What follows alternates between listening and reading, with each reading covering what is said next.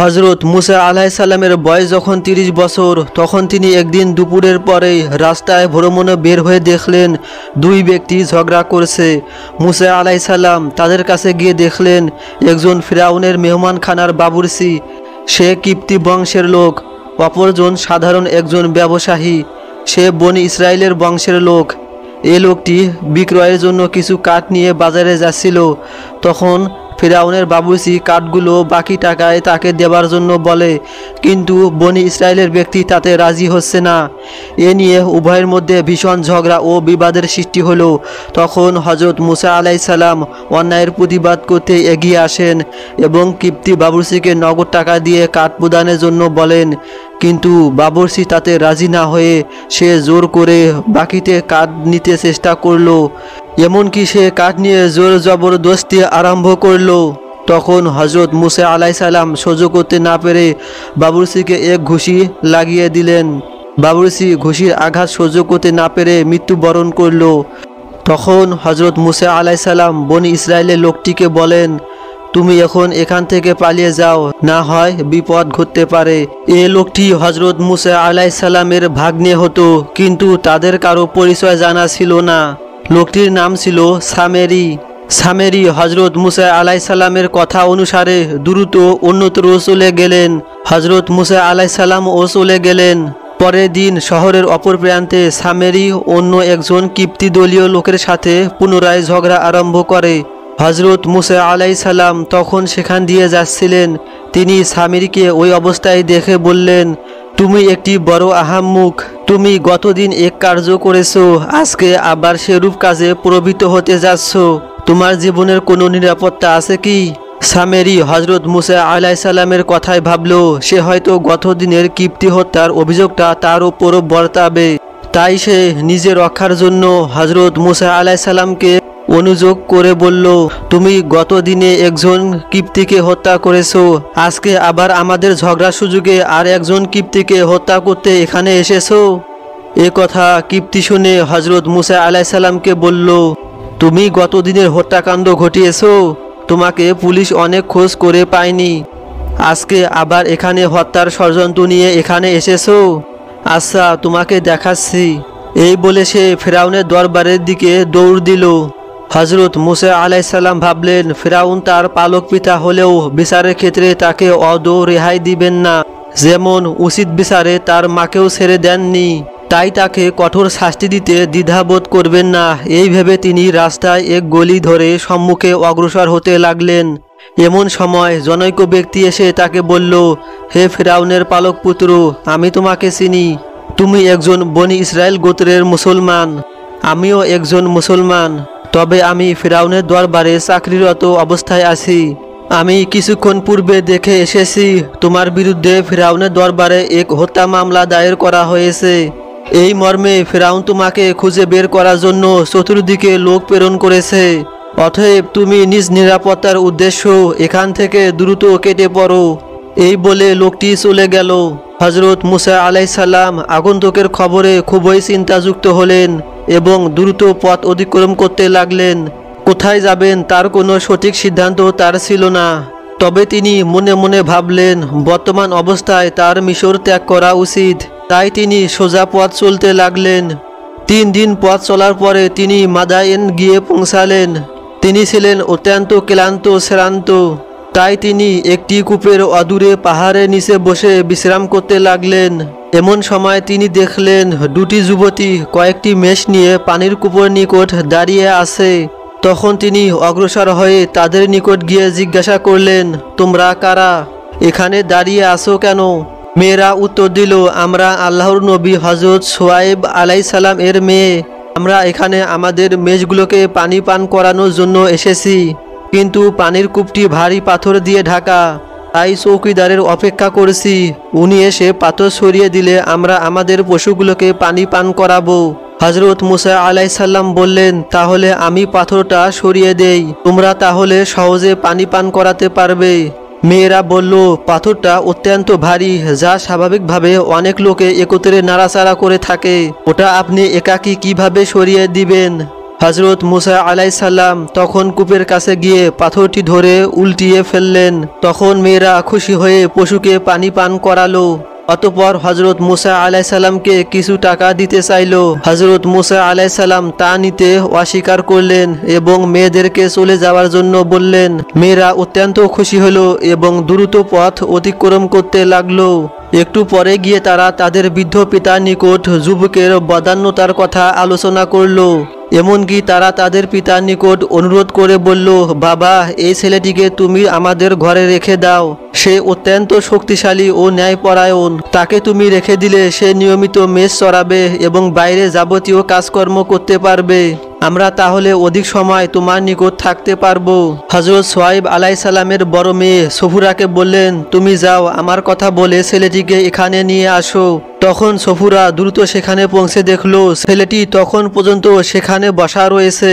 সফুরা যুবকের নিকট গিয়ে বলল, আমার আব্বা আল্লাহ তাআলার প্রেরিত একজন নবী, তিনি আপনাকে তার সঙ্গে দেখা করার জন্য বলেছেন। তখন হযরত মুসা আলাইসাল্লাম উঠলেন এবং বললেন, চলুন। সফুরা সম্মুখে এবং হযরত মুসা আলাইসাল্লাম পিছনে পথ চলতে আরম্ভ করলেন। কিছুক্ষণ পরে হযরত মুসা আলাইসাল্লাম বললেন, হে নবীর বেটি, আপনি আমার পিছনে হাঁটুন। যেহেতু আপনার পায়ের সৌন্দর্য আমার চোখে পড়ছে, এটা শরীয়ত বিরোধী কাজ। তখন সফুরা বলল, আপনি তো পথ চিনেন না। হযরত মুসা আলাইসাল্লাম বললেন, আপনি পেছন থেকে বলে দিবেন কোন দিকে অগ্রসর হব, আমি সে অনুসারে পথ চলব। তখন সফুরা হযরত মুসা আলাইসাল্লামের পেছনে চলতে আরম্ভ করলো। এভাবে কিছু সময় পথ চলার পর তারা হযরত সোয়াইব আলাইসাল্লামের নিকট গিয়ে পৌঁছালো। হযরত সোয়াইব আলাইসাল্লাম মুসা আলাইসাল্লামকে দেখে তার প্রতি দীর্ঘ সময় তাকিয়ে রইলেন। তারপরে তিনি বললেন, মা সফুরা, ছেলেটিকে কিছু খেতে দাও, সে ভীষণ ক্ষুধার্ত। বিগত 3 দিনে সে কিছুই খায়নি। সফুরা পিতার আদেশ অনুসারে তার জন্য খাবার নিয়ে আসলো। হযরত সোয়াইব আলাইসাল্লাম মুসা আলাইসাল্লামকে খানা খেতে বললেন। হযরত মুসা আলাইসাল্লাম নবীর আদেশ শিরোধার্য মনে করে খাবার গ্রহণ করলেন। তখন হযরত মুসা আলাইসাল্লামকে বিশ্রাম করতে বলা হলো। হযরত মুসা আলাইসাল্লাম বিশ্রামের এক কক্ষে প্রবেশ করে নামাজ আদায় করতে মনোযোগী হলেন। এ সময় সফুরা এসে পিতার নিকট বলল, বাবা, এ ছেলেটিকে আপনি রাখালের চাকুরিতে নিয়োগ করুন। তার মধ্যে আমি এক বিরাট লক্ষণ পেয়েছি। মুসা আলাইসাল্লাম চলার জন্য যে কথা পথের মধ্যে সফুরাকে বলেছিল তা সম্পূর্ণ বলল। হযরত সোয়াইব আলাইসাল্লাম বললেন, মা সফুরা, আমি তার ললাটের মধ্যে যে উজ্জ্বলতা লক্ষ্য করেছি তা নবী ছাড়া সাধারণ মানুষের কাছে থাকে না। অতএব তাকে শুধু রাখাল হিসাবে নিয়োগ করা অন্যায় হবে। তার চেয়ে আমি তোমার সাথে তাকে বিবাহ দিয়ে দিতে চাচ্ছি এবং এ বিষয়ের মহারানা হিসাবে তাকে রাখালের দায়িত্ব দিতে পারি। সফুরা পিতার প্রস্তাবে মৌন সম্মতি জ্ঞাপন করল। বিশ্রাম শেষে হযরত মুসা আলাইসাল্লাম হযরত সোয়াইব আলাইসাল্লামের নিকট আসলেন। তখন তিনি বললেন, বাবা, কোথা থেকে তুমি এখানে এসে পৌঁছেছো? হযরত মুসা আলাইসাল্লাম তখন তার পেছনের সম্পূর্ণ ইতিহাস বর্ণনা করলেন।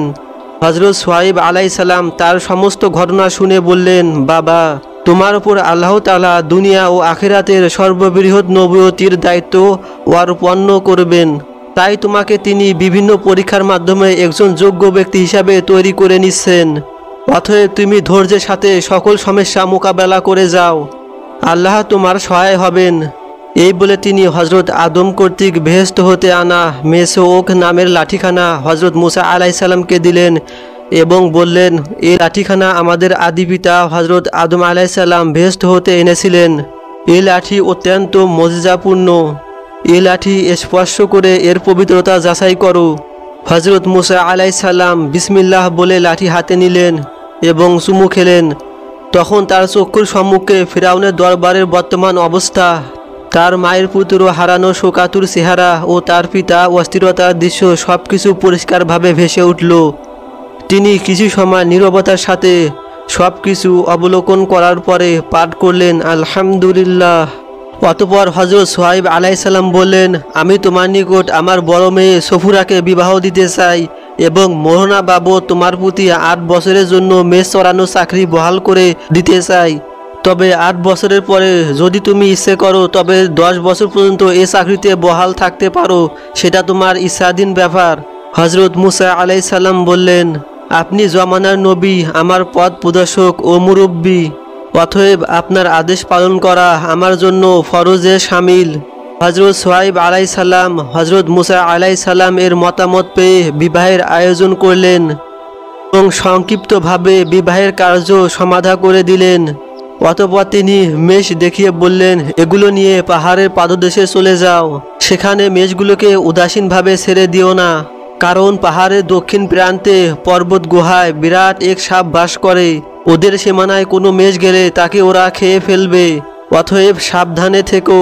হজরত মুসা আলাইসাল্লাম মেষ নিয়ে চললেন। যেতে যেতে তিনি সে নিষিদ্ধ এলাকা পাহাড়ের দক্ষিণ প্রান্তে গিয়ে পৌঁছালেন। তখন তিনি মেষগুলোকে ওখান থেকে ফিরিয়ে আনতে চেষ্টা করলেন, কিন্তু মেষগুলো ছিল এমন বেয়ারা যে এদিক ওদিক ছোটাছুটি করে ওখানেই থাকলো, পিছনের দিকে আর আসলো না। হজরত মুসা আলাইসাল্লাম আল্লাহর ওপর ভরসা করে এক জায়গায় বসে বিশ্রাম নিলেন। কিছুক্ষণ পরে তার চোখে এমন ঘুম আসলো যাতে তিনি আর বসে থাকতে পারলেন না। তখন তিনি তার শ্বশুর প্রদত্ত লাঠিখানাকে বললেন, হে আশা, তুমি অত্যন্ত বরকতি বস্তু। বেহেশত হতে তুমি নবীর হাতে পৃথিবীতে এসেছো। তোমার মধ্যে বিরাট বরকত ও ফজিলত নিহিত রয়েছে, তাতে সন্দেহ নেই।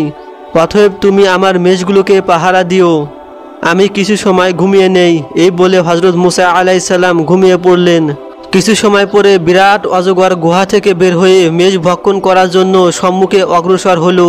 তখন হজরত মুসা আলাইসাল্লামের আশা আরও বড় এক সর্পের আকৃতিতে সেখানে এসে অজগরকে কামড়ে ধরে এমন আছাড় দিল যাতে এক আছাড়ে অজগরটি মারা গেল। হজরত মুসা আলাইসাল্লাম ঘুম থেকে উঠে দেখলেন তার আশা এক বিরাট সর্পের আকৃতিতে এক বিরাট অজগরকে কামড়ে ধরে আছে। তখন তিনি ভয়ে ভয়ে কাছে গিয়ে দেখলেন অজগরটি মৃত্যু এবং তার আশা স্বাভাবিক, সেই পূর্বের লাঠির আকারই, অন্য কিছু নয়। তখন তিনি আশা হাতে নিলেন এবং আল্লাহ তাআলার শুকরিয়া আদায় করলেন। হজরত মুসা আলাইসাল্লাম একাধারে 8 বছর হজরত সোহাইব আলাইসাল্লাম এর সোহবতে কাটালেন। এর মধ্যে আরেকটি মজার ব্যাপার ঘটেছে। হজরত মুসা আলাইসাল্লাম এর রাখালি জীবনে 4 বছর অতিক্রম হলে একদিন হজরত সোহাইব আলাইসাল্লাম বলেন, হে মুসা, এবছর যদি সকল মেষের বাচ্চা মর্দা হয় তবে সবগুলো আমি তোমাকে দিয়ে দিব। আল্লাহ তাআলার হুকুমে সে বছর সব বাচ্চাগুলো মর্দা হয়। হজরত সোহাইব আলাইসাল্লাম তখন বাচ্চাগুলোকে হজরত মুসা আলাইসাল্লামকে দিয়ে দিলেন। 5ম বছর হজরত সোহাইব আলাইসাল্লাম বললেন, হে মুসা, এবছর যদি সমস্ত বাচ্চা মাদি হয় তবে আমি সবগুলো তোমাকে দিয়ে দিব। সে বছর আল্লাহর রহমতে সবগুলোই মাদি হয়। তখন সোহাইব আলাইসাল্লাম মুসা আলাইসাল্লামকে ডেকে সব বাচ্চাগুলো দিয়ে দেন। এভাবে 6ষ্ঠ বছর তিনি বললেন, এবছর যদি সমস্ত বাচ্চা সাদা হয় তবে সবগুলো আমি তোমাকে দিয়ে দিব। আল্লাহ সে বছর সব বাচ্চা সাদা দিয়েছিলেন। 8ম বছরে হজরত সোহাইব আলাইসাল্লাম বললেন, এবছর যদি সমস্ত বাচ্চা কালো হয় তবে আমি হজরত মুসা আলাইসাল্লামকে দিয়ে দিব। সে বছর সমস্ত বাচ্চা কালো হয়। এতে হজরত মুসা আলাইসাল্লাম যে মেষের মালিক হলেন তার সংখ্যা ছিল কয়েক হাজার। তিনি কিছু বিক্রি করলেন এবং কিছু খেলেন এবং মানুষকে অনেক মেষ দান করলেন। এভাবে এক এক করে 8 বছর শেষ হয়ে গেল। পরে আরও 2 বছর সহ মোট 10 বছর হজরত মুসা আলাইসাল্লাম হজরত সোহাইব আলাইসাল্লামের সোহবতে রাখালে চাকরি করে নবুয়তির ভার বহনের যোগ্যতা অর্জন করেন। অতঃপর আল্লাহ তাআলার পক্ষ হতে মিশরের ফেরাউনকে দ্বীনের দাওয়াত দেবার জন্য মিশরে যাত্রার হুকুম হয়। হজরত মুসা আলাইসাল্লাম এই কথা হজরত সোহাইব আলাইসাল্লামকে অবগত করেন। হজরত সোহাইব আলাইসাল্লাম বলেন, আমি তোমার যাত্রার পূর্বকালে আমার সমুদয় ধন দৌলত, সহায় সম্পদ, মেষ, উট সব কিছু তোমাকে দান করলাম। এখন তুমি এগুলো নিয়ে যেতে পারো, আর যদি এখানে এগুলো রক্ষণাবেক্ষণের ব্যবস্থা করো তাও করতে পারো। এ বিষয়টি সম্পূর্ণ তোমার আয়তাভুক্ত। হজরত মুসা আলাইসাল্লাম বললেন, আমি সব কিছু এখানে রক্ষণাবেক্ষণের ব্যবস্থা করব, আর কিছু মালপত্র ও সফুরাকে নিয়ে আমি মিশর যাত্রা করব। হজরত সোহাইব আলাইসাল্লাম বললেন, আমি তোমাদের তারাক্কির জন্য দোয়া করি এবং তোমার দ্বারা আল্লাহ যেন পৃথিবীতে এক অনন্য ইতিহাস সৃষ্টি করেন সেজন্য কাইমন বাক্য আল্লাহর দরবারে ফরিয়াদ জানাই। হজরত মুসা আলাইসাল্লাম দীর্ঘ 10 বছর পর তার শ্বশুর হজরত সোহাইব আলাইসাল্লামের নিকট থেকে বিদায় গ্রহণ করে কিছু জরুরি মালপত্র, কিছু পশু ও বেবি সফুরাকে নিয়ে মিশরের উদ্দেশ্য যাত্রা করলেন। মাদায়েন থেকে কিছু দূর অগ্রসর হলে সন্ধ্যা নেমে আসলো। তখন তারা সেখানে তাঁবু ফেলে রাত্রি যাপনের ইচ্ছা করলেন। বিবি সফুরা ছিলেন গর্ভবতী। পথিমধ্যে এ সময় তার প্রসব বেদনা আরম্ভ হয়। হজরত মুসা আলাইসাল্লাম এই অবস্থা দেখে অত্যন্ত দুশ্চিন্তাগ্রস্ত হলেন। তদুপরি চতুর্দিক অন্ধকার হয়ে ঝড় বৃষ্টি আরম্ভ হয়। সকলের ধারণা ছিল অল্প সময়ের মধ্যে ঝড় শেষ হবে, কিন্তু ঘটনা ঘটল তার বিপরীত। ঝড় ক্রমশ বৃদ্ধি পেল। ঠান্ডা বাতাসে সকলে কাঁপতে আরম্ভ করল, কিন্তু সঙ্গে আগুন জ্বালানোর ব্যবস্থা ছিল না, যাতে করে তারা এক ভয়াবহ সমস্যার সম্মুখীন হলেন।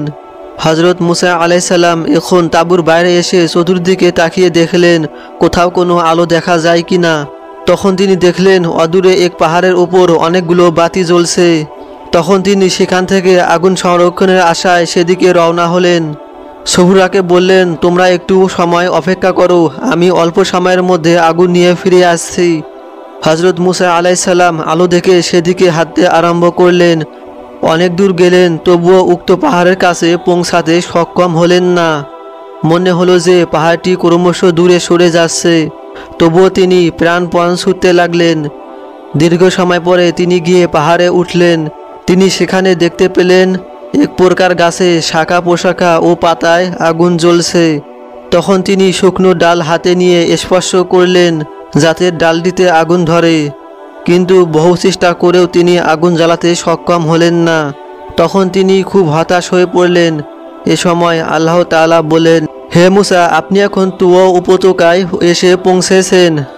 আপনি আপনার পায়ে জুতা খুলে নিন। আমি আপনার সাথে কথোপকথন করতে চাই। আপনি গাছের শাখা পোশাকায় যে আলো দেখছেন, উহা আগুন নয়, উহা আমার নূরের উজ্জ্বলতা মাত্র।